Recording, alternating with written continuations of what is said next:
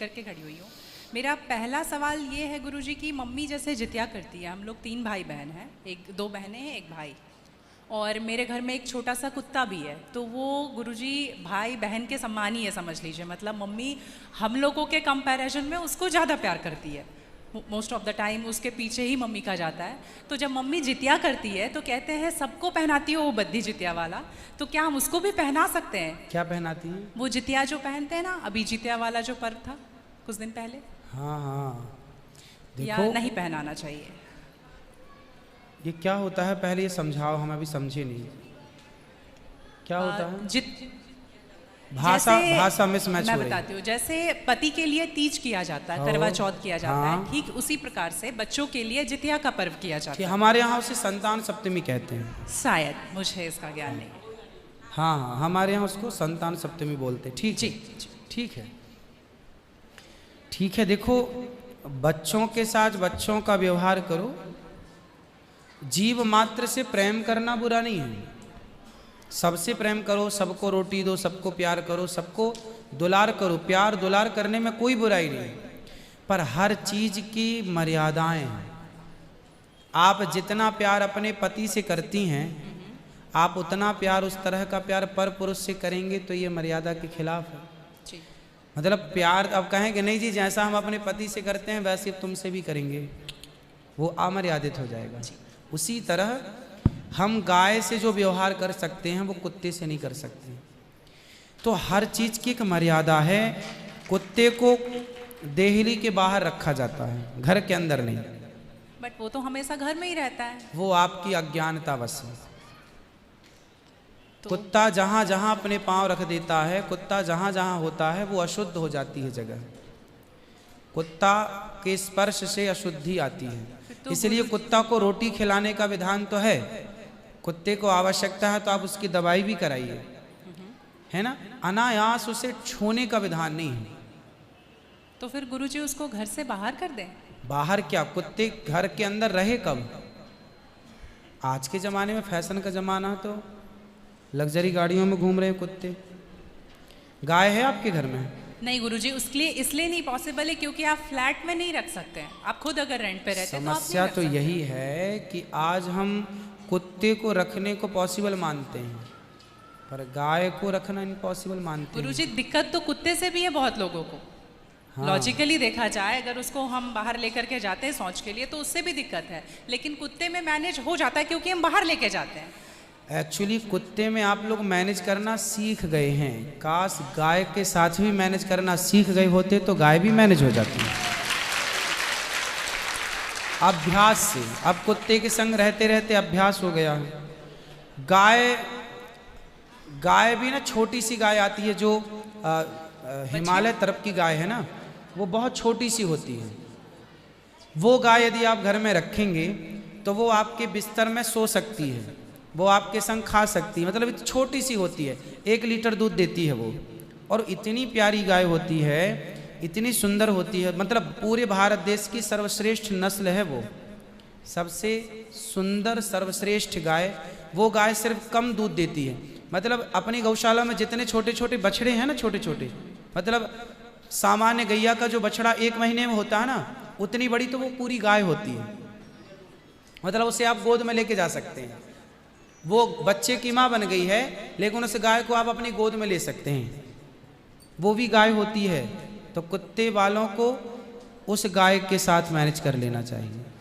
अच्छा, मतलब उस हाइट, मतलब उस गाय की हाइट की ग्रोथ नहीं है, वो गाय की हाइट, वो गाय बहुत छोटी सी होती है, इतनी सी होती है कि आप उसे गोद में ले सकते हैं।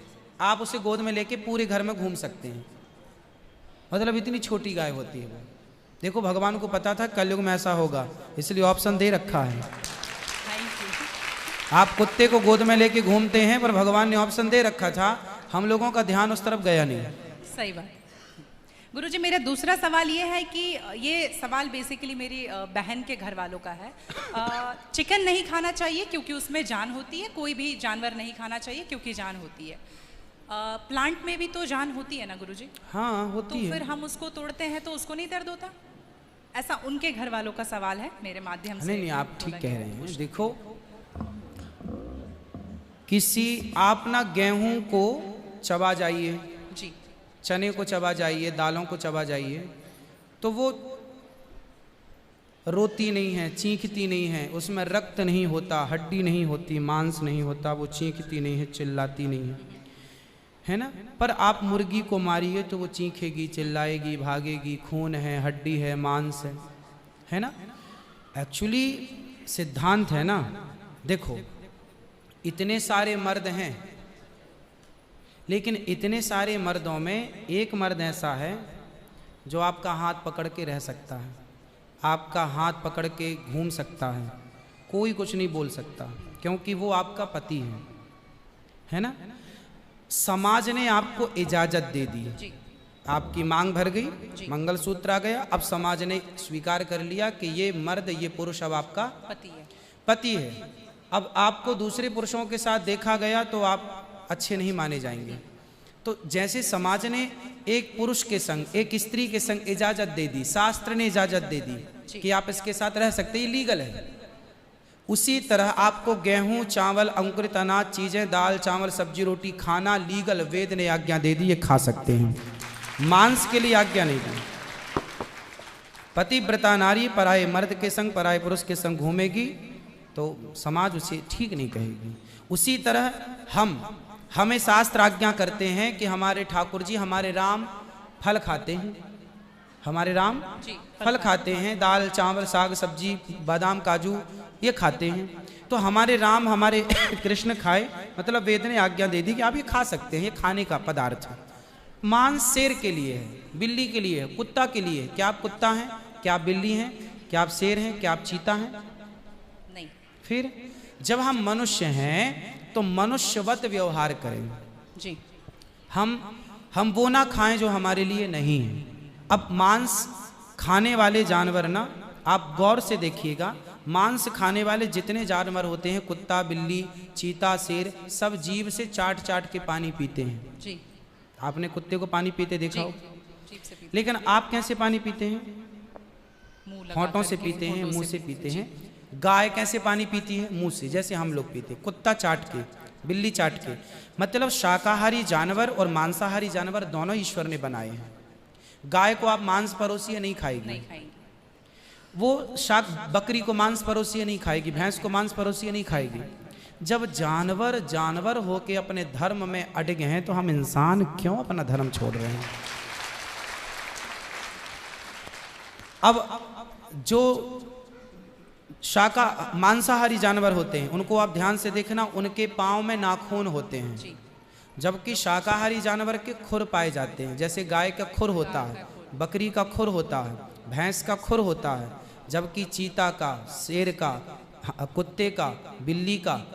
अब आप देखिए कि आपके ईश्वर ने पैर बनाए हैं ना तरीके से, आप मुंह से पानी पी, मतलब आपके लक्षण शाकाहार से मैच कर रहे हैं, है ना।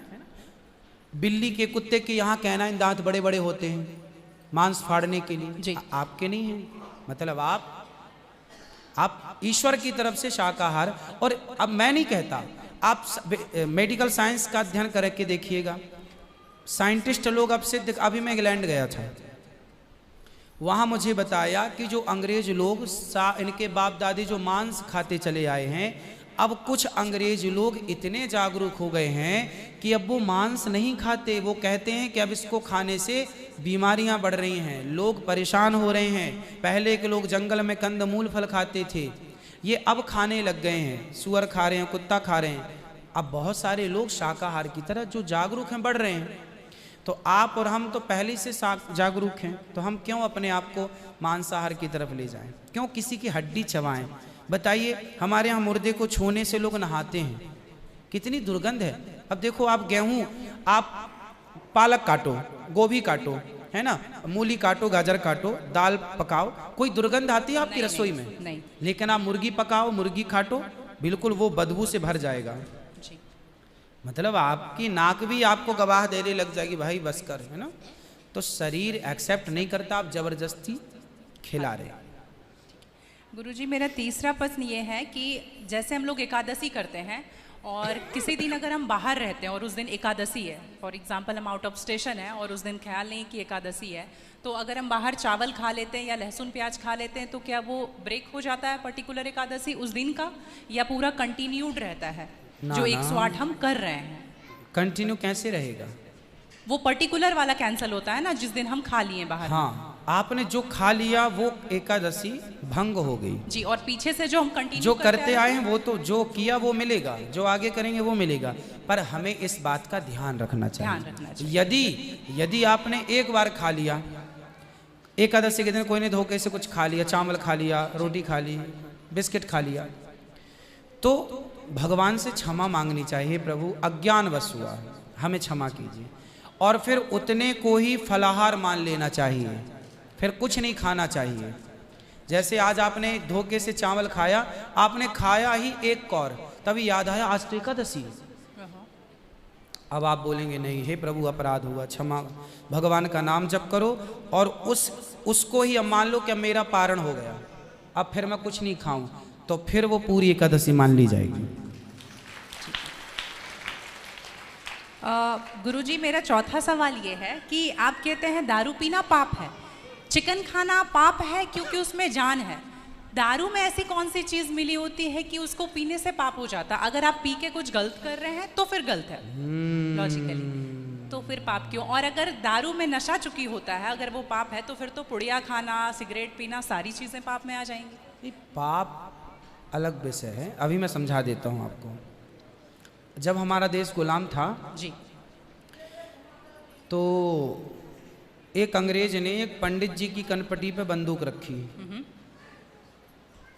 और अंग्रेज ने कहा, ये पंडित जी यहाँ आओ, तुम बड़े पुजारी हो? हाँ पुजारी हूँ। हिंदू हो? हाँ। आज मैं तुम्हें गोली मारूंगा। पंडित जी बोले क्यों मारोगे? बोले आज 4 चीज़ें तुम्हारे सामने हैं। अंग्रेज ने 4 चीज़ें पंडित जी के सामने रखी। पहले पराई स्त्री ला के रख दी, तुझे आज इसके संग रहना है। दूसरा मांस रख दी, आज तुझे मांस खाना है। और तीसरा ढेर सारा सोना रख दिया। इतना सोना तो रोज भीख मांगता है ना, ले जा सोना। और चौथी दारू रख दी, शराब। इन 4 में एक चीज तुझे लेनी पड़ेगी, नहीं लेगा तो गोली मारूंगा। बोल क्या लेता है? पंडित जी बोले पराई औरत तो मैं नहीं देख सकता, मार दो गोली मुझे, पर मैं पराई स्त्री के, मेरी माँ बहन, मेरे संस्कार ऐसे हैं कि ये मेरी माँ बहन और बेटी है, ये मैं मर जाऊंगा पर चरित्र में दाग नहीं लगने दूंगा, तो ये स्त्री तो मैं नहीं ले सकता। अब मांस भी मेरे धर्म के खिलाफ है, आप गोली मार दो, मैं ब्राह्मण हूँ, मैं मर जाऊंगा पर ये धर्म नहीं छोड़ूंगा।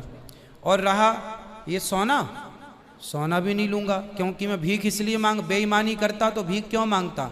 मैं ईमानदारी से भीख मांग के खा सकता हूँ, बेईमानी का करोड़ों नहीं ले सकता, इसलिए सोना भी नहीं लूंगा। हाँ, पंडित जी को लगा ये तो पानी है, दारू शराब, उनको दारू पानी लगा, ये तो पानी है। पंडित जी को बेचारों को पता नहीं था कि दारू का क्या मजा है। अब उनको लगा ये पानी है, पिएंगे निकल जाएगी। पानी समझ के पंडित जी ने बोला कि चलो गोली कनपटी में बंदूक रखा है, चलो पी लेते हैं, अभी निकल जाएगी शाम तक। पंडित जी ने दारू पी, और जब दारू पी ली तो दारू जब पी तो नशा चढ़ा। और जब नशा शराब का जब नशा चढ़ता है तो इंसान नहीं रह जाता। जैसे स्त्रियों को जिसको ऑपरेशन होता है ना, तो रीढ़ की हड्डी में डॉक्टर एक इंजेक्शन लगाते हैं स्पाइनल में, जिससे शून्य हो जाती है। वो अंग क्या हो जाता है? कोई भी ऑपरेशन में डॉक्टर आपको शून्य कर देता है। उसी तरह शराब आपके मस्तिष्क को, आपके सोचने विचारने की क्षमता को शून्य कर देती है, माइंड को शून्य कर देती है। आप ये निर्णय नहीं ले पाते कि क्या सही है और क्या गलत है। अब पंडित जी जब नशे में झूमने लगे तो वो उस स्त्री को छेड़ने लग गए, ए यहाँ जा, नशे में। तो यही तो प्रश्न था मेरा गुरुजी कि वो नशे में ऐसा कर रहे हैं तो गलत है। अगर जो बोलते हैं हम जेंटलमैन पैक पीते हैं, हम 2 पैक पीते हैं या 3 पीते हैं। अच्छा ये बताओ, नशे में करने लगे तो गए, वो नशा आया कहाँ से? शराब जहां पीने से आया वही तो गलत है। नहीं, तो गुरुजी- सारे फसाद की जड़ तो वही है। गुरुजी जब ज्यादा पी ले रहे हैं तो ऐसा हो रहा है, जो कम पी रहे हैं और ये कह रहे हैं कि कम पीने से ऐसा नहीं होता, आप ज्यादा कुछ भी हमारे यहाँ करोगे तो 5 महापाप गिनाए हैं शास्त्रों ने। जी 5 महापाप, उनमें से एक शराब है। शराब है, हाँ। शराब को महापाप इसलिए कहा गया है, ये बुद्धि भ्रष्ट, शराब पीने वाली की बुद्धि सात्विक नहीं हो सकती। आप शराब पीजिए, आप शराब पीने वाला व्यक्ति आध्यात्मिक नहीं हो सकता। जो ईश्वर से कनेक्टिविटी है, जो हम आध्यात्म जगत की बात करते हैं, देखो आप शराब पीने के शराब लोग क्यों पीते हैं? शराब कौन पीता है? समाज में 2 किस्म के लोग होते हैं। एक वो होते हैं, जैसे मैं सात्विक हूं, आप सात्विक हैं, आप चाहते हैं कि मैं भजन करूं भगवान का, ज़्यादा हाय हाय नहीं, शांत खुश भगवान के चिंतन में। एक तो इस प्रकार का आदमी है भगवत चिंतन में, वो ज़्यादा खाता भी नहीं। एक आदमी कैसा है जो विषय भोगी है। शराब शरीर को गर्म करती है जी। शराब शरीर को गर्मी पहुंचाती है।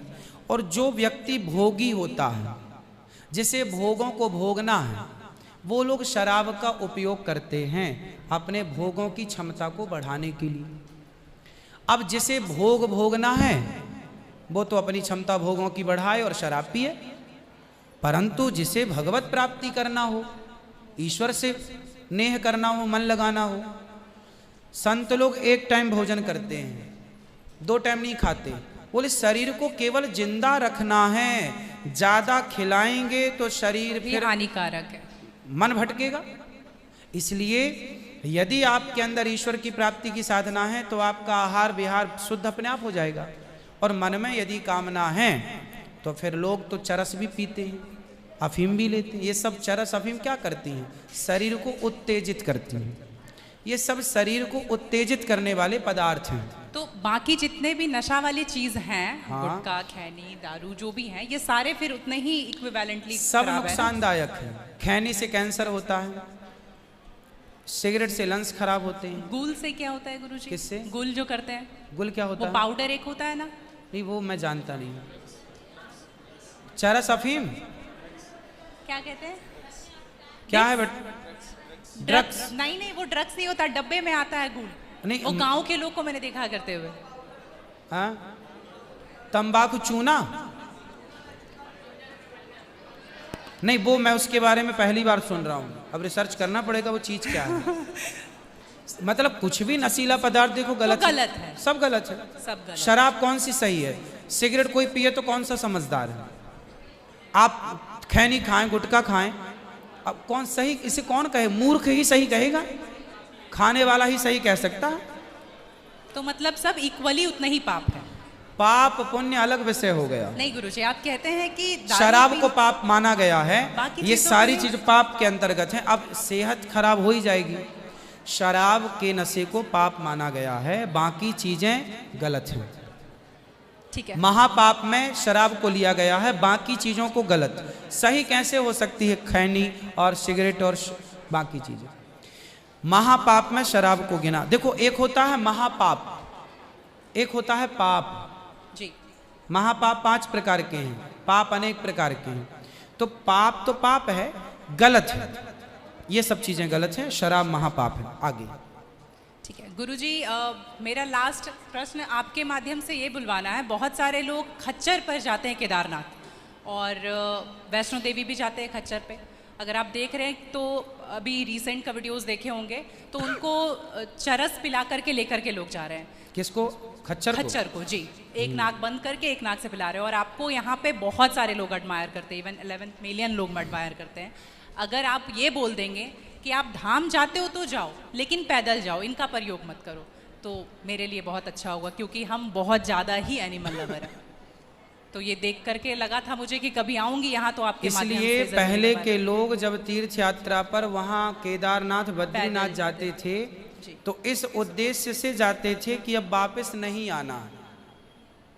पहले के लोग जाते थे इस उद्देश्य से कि अब वापस नहीं आना, वहीं भगवत धाम में चले जाएंगे। आजकल इसलिए आज के ज़माने में तीर्थ इत्यादि जवानी में ही कर लो। माँ बाप को समय है, पाँव हाथ चल रहे हैं तो करा दो। भजन करो मस्त जवानी में, बुढ़ापा किसने देखा। तो समय से सब कर लो, बुढ़ापे में फिर तो खच्चर ही बचेगा। तो बुढ़ापा जो देखो बूढ़े लोग हैं जो नहीं चल पा रहे हैं पर आस्था है दर्शन की, तो वो अपने हिसाब से जाते हैं। नहीं तो गुरुजी हेलीकॉप्टर भी तो है ना। हाँ हेलीकॉप्टर का बजट सबका नहीं होता, हेलीकॉप्टर से सब नहीं जा सकते ना, उसकी टिकट ही महंगी है, 25-50 हज़ार रुपये लगता है, लाख रुपए भी लगता होगा, भगवान जाने, मुझे नहीं पता कितना लगता है। अब सामान्य आदमी कहाँ वो 50 हज़ार की टिकट कटाएगा, वो तो 1000-2000 दे के जाना चाहेगा। तो सबके अपने अपने बजट हैं, पर ये कोशिश करो कि हम अपने पाँव पर चलें, हम किसी पर बोझ ना बने।